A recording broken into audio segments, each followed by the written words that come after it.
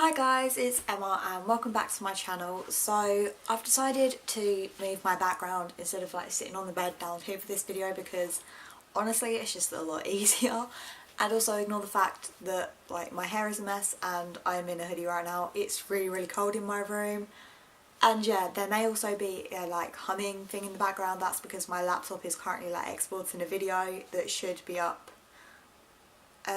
after this one. Actually, yeah, this is the next video that's going up. Some people may know that I have had paranormal experiences. A house that we lived in was really highly, like, I don't know what you would call it, like a hotspot, I guess, for stuff like that to happen. It wanted us to know that it was their kind of ghost, and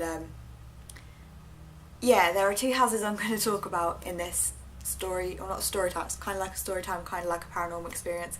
This may be a longer video, but I thought because it's Halloween in like 2 days, why not go for it, because people often want to get scared around this time of year. And yeah, so if you want to find out about my paranormal experience, then let's get on with the video. So first off, I'm going to talk about the house that me, my mum and my brother moved into while after my mum and dad got divorced. And this was a house like in the middle of town. I believe it was a few hundred years old. It wasn't a new house at all. And I believe my mum, like, I remember my mum telling me the person who lived there before us, I think she was a woman called Mary, I'm not sure, and she had died either in the house or while she was living at the house. This was probably around 2004, 2005, so it's quite a long time ago. It's like 10 years ago over. And we moved out, I believe 2010 or 2011, so we lived there for a few years. So yeah, nothing actually happened to us whilst we were in the house. I just want to make that clear, nothing happened. I would have been like 5 or 6 when we moved in, and my brother would have been barely a baby, or he would have been just like a bit older than a baby, or he would have been a baby or a toddler, and my sister wasn't even born at this point. And yeah, nothing ever happened to us. I guess the ghost in that house or spirit liked us. When we moved out, it was one of my TAs at my primary school who moved in, and I was kind of friends with her daughter. I wasn't that close, and my mum was friends with her mum. And like, I remember them telling us, though, because that's it, her mum, I'm just going to call her Millie for now. Millie would like contact my mum and say like, did anything ever happen to you whilst you were in the house? Some weird stuff's been happening. And my mum was like, no, why, what's been happening? And I've got the notes on my phone because I saw some old text about it, and Millie was like saying that lights would randomly turn on. They'd be going out in the winter or whatever, so they'd make sure the lights were off, and you're not going to leave lights on whilst you're out, and then they'd come back like late in the evening, or if not early morning, and pretty much all the lights in the house would be on. We never ever experienced this whilst we were living there. Some other things that happened is the kettle would randomly boil. That could have been due to a dodgy plug or something, but like I said, we never experienced it. And then the next thing that I find is quite creepy is the shower would turn itself on and the heating would be right up in the middle of summer, and unless you're testing the heating, then it wouldn't be right up. And the shower turning itself on, we never experienced anything like that. We never experienced anything in the house. Yeah, they're just a few things in the house that I just wanted to mention. And yeah, so now on to my actual paranormal experience. This is when we moved house, the house after that house. And yeah, we lived in this house between, I'd say we moved in around 2010 or 2011, and we moved out in 2014, so we weren't there for that long. We did not want to stay there, and also the fact that some stuff went on and my mum basically wanted to get out of that house because of memories. And yeah, I'm going to try and talk about this in order because I've got it in a completely random order on my phone. We had cats. I believe we had 2 cats, Monty and Lottie. Monty was like fully grown kind of, and Lottie was still quite young. She wasn't a kitten, but she was in between. They would just be walking around like in a living room kind of area, and they'd just randomly just stop and then just stare. I don't know if you've seen this. This is quite frequently happening this is quite frequent to happen to like paranormal stuff. And it's supposedly little kids, cats and dogs.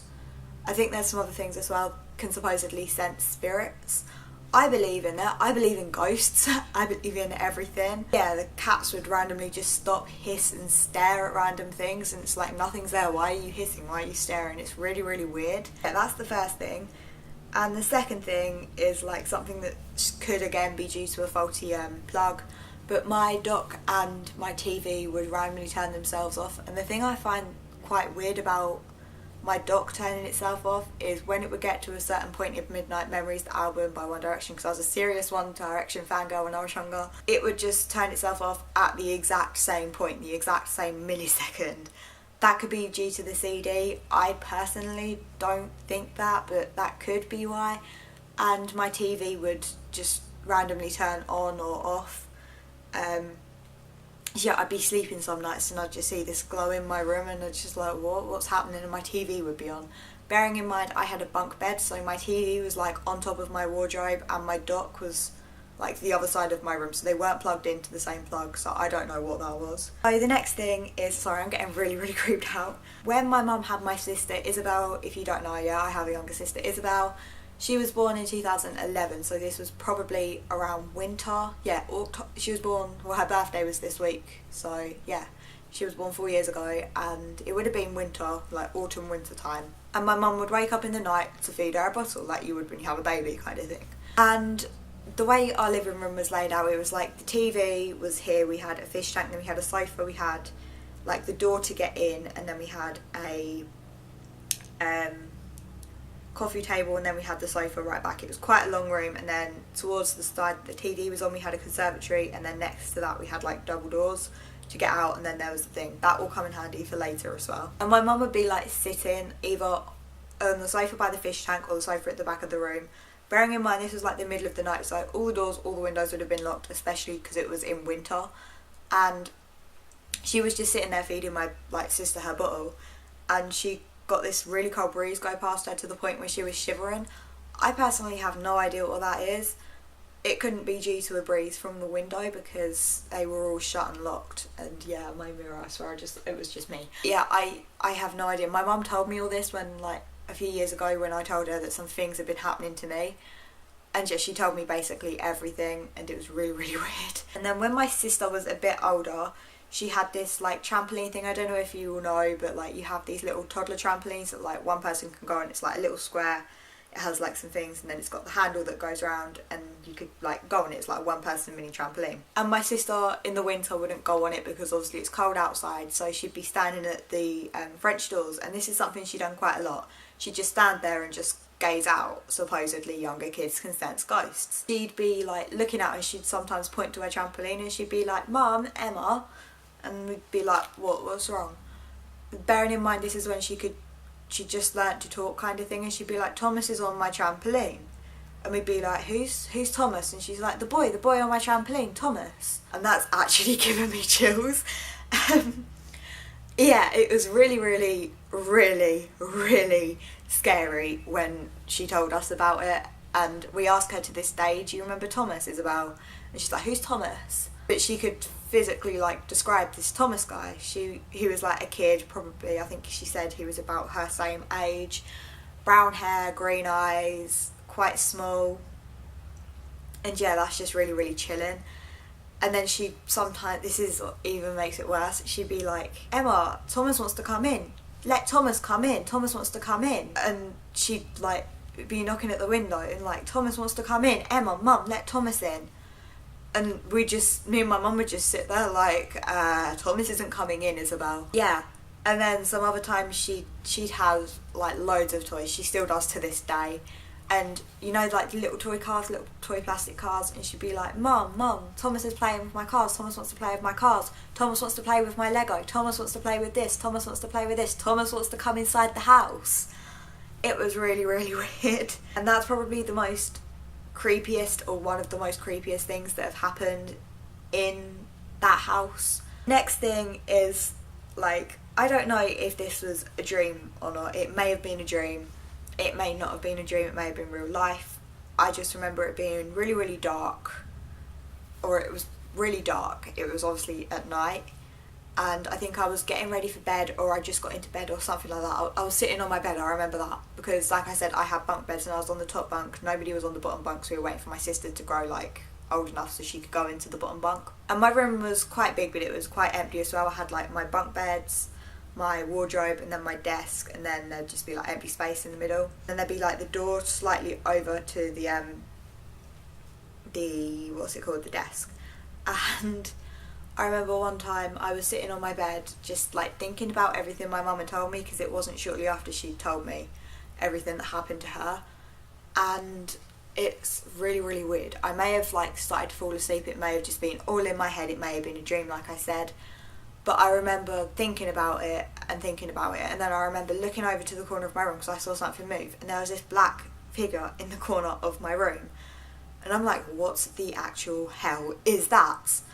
I'm sitting there crapping myself, bearing in mind I'm like 12, 13 years old, and I'm like, what the hell is that? So I'm like looking away because I don't want to look at it, and then I like, it's just so weird, my mum doesn't believe me when like I tell her this, but it's like I don't know how to explain it. I went into that thing's body and I could see myself, and I was looking away from it, and then I couldn't remember how to get back. It's so weird. Oh my god, and I'm getting chills again. Ugh. Yeah, and yeah, that was really, really weird. I can't remember how I got back. Like I said, that might have been a dream. I might have just overthought and thought that happened. Something, it might have happened, I'm not sure, but I remember something like that happening, whether it was in my head, a dream, or in real life. Something like that definitely happened to me. Yeah, and also something else about this like thing in our house, my brother would tell me, like when I told him that happened, he would tell me like he has a separate room, his room's next to mine, and he'd wake up sometimes in the middle of the night, 3 o'clock supposedly, the spirit hour. There was a lot of things that happened. I could hear like creaking footsteps, stuff like that.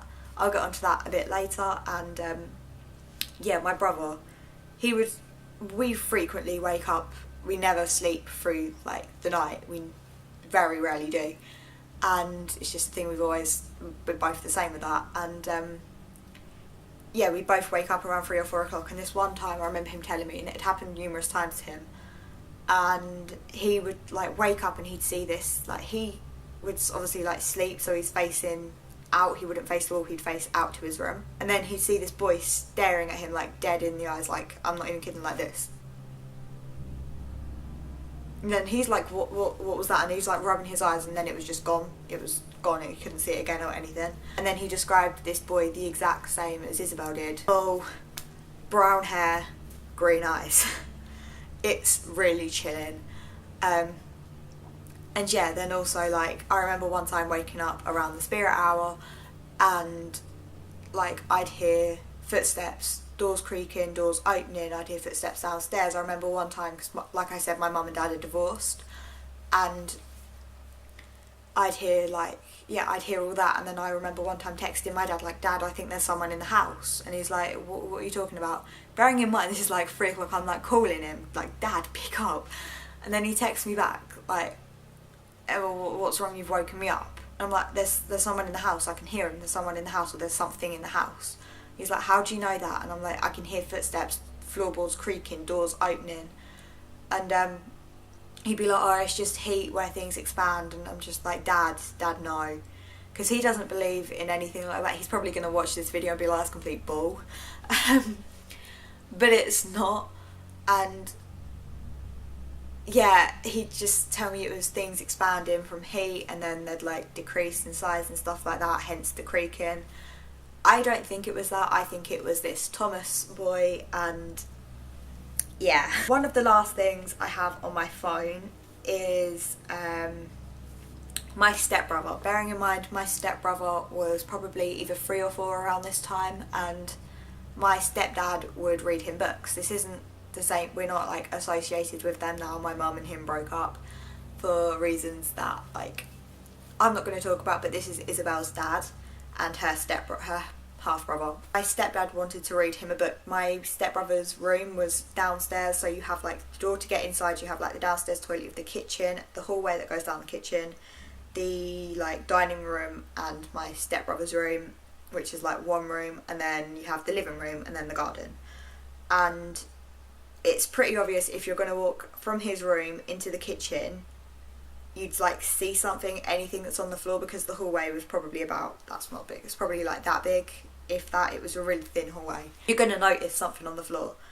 So my stepbrother, let's just call him John for the sake of the video. So John wanted to have this particular book this night, and my mum works nights, I just want to say this, so she wasn't home. John wanted this particular book this night. I think it was like a farm book or something like that, because he has this deficiency thing, or not deficiency, he has this like extra chromosome, and he, even though he's 4, he acts like he's 2, so he can't dress himself, stuff like that. And he still has that today. He'll have that for the rest of his life, which is a really, really sad thing, to be honest. And at the time we didn't know he had this either. So he wanted this book, he wanted this one book, and he wanted his dad to read it to him before he went to bed, because he has trouble sleeping. He's like a 2-year-old and he can't sleep properly. And he wanted this particular book, like I said, and my stepdad couldn't find this book anywhere. He's like, where is this book? Did you take it to your mum? Something like that, because he never sees his mum hardly, and if he did, he's never going to get it back. Yeah, so John was trying to help find this book, and let's call my stepdad, what can we call my stepdad? Dan. And like Dan was looking for this book everywhere. He went upstairs into my room, into my brother's room, into his room, into both the bathrooms, because we had 2 bathrooms. He went downstairs, he even looked in the downstairs toilet a little bit to see if it was there. He looked in the kitchen, he looked in the living room, he looked everywhere for this book. And he went, because he smokes, he probably, I think, he smokes, so he went into, like, to get outside, one of the ways to get outside, you have the kitchen, and then we have this side door. And he went through my stepbrother's room, outside into the hallway, or not outside, he went into the hallway, into the kitchen, to outside to the side door.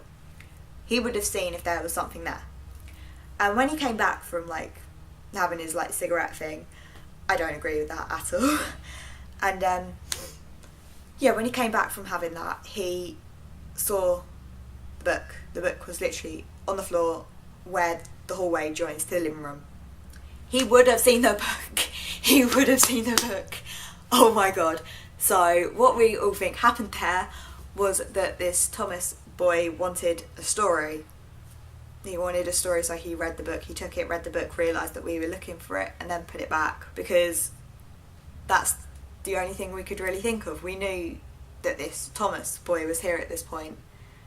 And yeah, and the last thing is the thing that I remember vividly happening. I can still describe to you what exactly happened.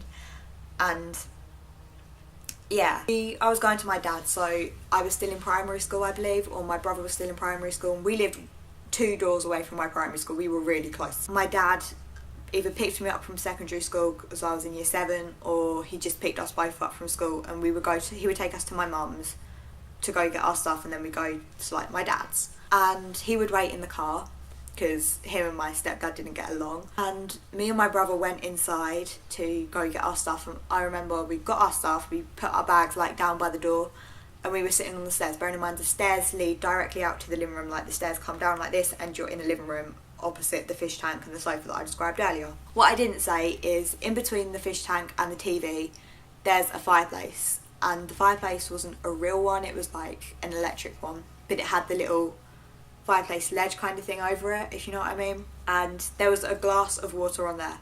My stepbrother, we had a Wii at that time, and he loved playing Mario Kart, and he had the wheel and everything, and he was sitting down. I remember he didn't do anything to jump, he was sitting down playing Mario Kart. I was sitting on the stairs doing my shoes. Lewis was, I think, in the dining room or in the kitchen putting his shoes on. My mum, I think, was upstairs or sitting on the sofa, something like that, and my sister was with my mum, and my stepdad was outside, had a cigarette. And yeah, so I was watching. No, someone was in the living room. My stepdad and my mum were definitely in the living room. I remember that. And yeah, because we all saw it. If I got like my brother in here, he could tell you about it happening. If I got my mum in here, she could tell you about it happening. And yeah, so we were all watching him play Mario Kart, and he's just sitting there on the floor. I remember, yeah, my mum was sitting on the sofa opposite the TV. So was Dan. And like, it's so weird. This glass that I described to you that was on the water, this glass full of water that was like on the fireplace, this oh my god, it fell off the fireplace. Bearing in mind nothing would have caused it to fall off. That would have been perfectly fine, reasonable and everything if it had just fallen off. No, that's not what happened. This glass looked like it had been picked up and dropped. Just like that. It didn't just drop, it went like that across the room. And I'm talking, there's probably like 2 meters between where the fireplace was and the coffee table. It landed like halfway in between there, so it landed like a meter away from the thing. That's not going to happen if it just fell off. Maybe if it fell off and rolled, but no, it didn't roll. It fell off and dropped.